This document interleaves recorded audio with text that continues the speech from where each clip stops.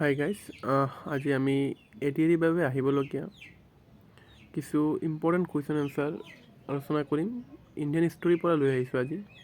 তো দেৰি নকৰি আৰম্ভ কৰোঁ। প্ৰথম কুৱেশ্যনটো হৈছে, which of the following Rajput kings defeated Muhammad Ghori for the first time?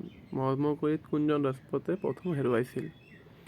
ইয়াৰ প্ৰথমটো শুদ্ধ। ইয়াৰ উত্তৰ, এই অপশ্যনবোৰ আছে ৰায়পিতৰা, বাঘেল ভীম, জয়াচন্দ, কুমাৰ পাল। তো ইয়াৰ শুদ্ধ উত্তৰটো হ'ব ৰায়পিতৰা। এতিয়া ৰায়পিতৰা হয়তো বহুতে নামটো নতুনকৈ শুনিছে, কিন্তু একচুৱেলি হ'ল ৰায়পিতৰাৰ অৰিজিনেল নেম হ'ল পৃথিৱীৰাজ।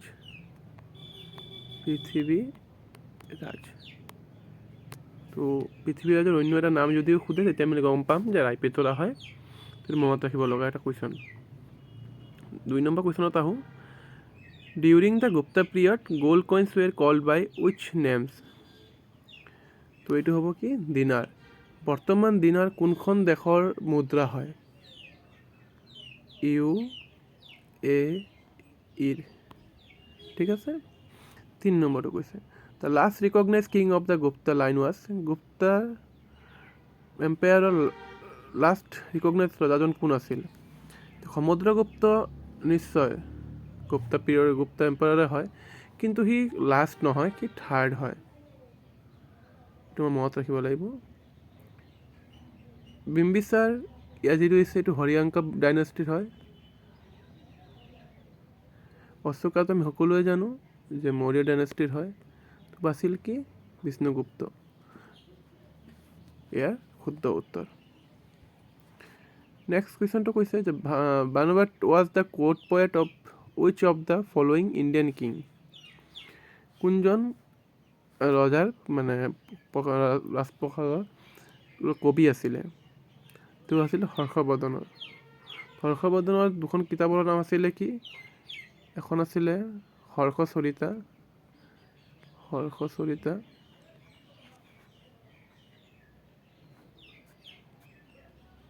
আৰু এখন আছিলে কাদম্বৰী। মনত ৰাখিব লাগিব Kadambari.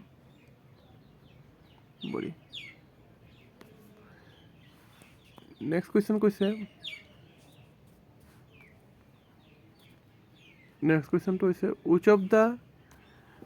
Wish was the first Muslim dynasty that ruled India? ইণ্ডিয়াত যেতিয়া মুছলিম ডাইনেষ্টিৰ কথা কোৱা হয় তেতিয়া আমি দিল্লীলৈ যাব লাগিব, কাৰণ দিল্লী প্ৰথম মুছলিম আক্ৰমণ হৈছিলে। আৰু প্ৰথম মুছলিম আক্ৰমণ কৰা ইয়াত যিটো অপশ্যনত আছে সেইটো হৈছে প্ৰথমত স্লেভ বা দাগ বংশ বুলি যিটো ক'ব পাৰি, দাগ বংশ। কিমান চনৰ পৰা কিমান চনলৈ? 1206 চনৰ পৰা 1290 চনলৈ। ঠিক আছে। স্লেভৰ পিছত আহিছে খিলিজি, পিছত আহিছে তুগলক, পিছত আহিব ছৈয়দটো ইয়াত নাই বাৰু, আৰু লাষ্টৰ একদম অন্তিমটো লোডি। ঠিক আছে। Who among the following was known as a Devanampiya? সেইটো আমি সকলোৱে জানো কোন হয়, অশোকা। এইটো অশোকাৰ আন এটা নাম দেৱনম্পিয়া। আৰু অশোকাৰ আন এটা নাম আৰু এটা নাম আছিলে, সেইটো কি? প্ৰিয়দৰ্শী। ঠিক আছে। তবে মুছি দিওঁ আমি নেক্সট কুৱেশ্যনলৈ যাওঁ।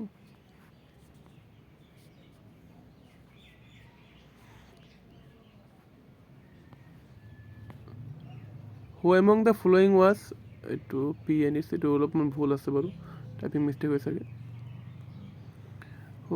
Among the following was the governor during the region of Alauddin Khilji?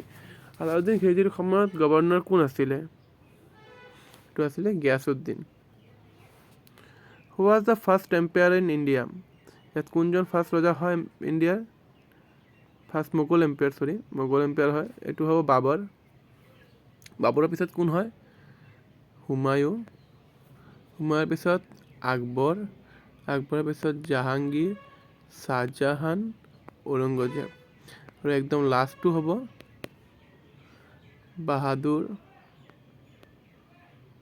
Shah two. Bahadur Shah tour মৃত্যু কিমান চনত হয়? 1858 চনত। যিহেতু লাষ্ট ৰজা হয় ৰিকগনাইজ লাষ্ট ৰজা হয়, তো সেয়ে মনত ৰাখিব লাগিব এইটো।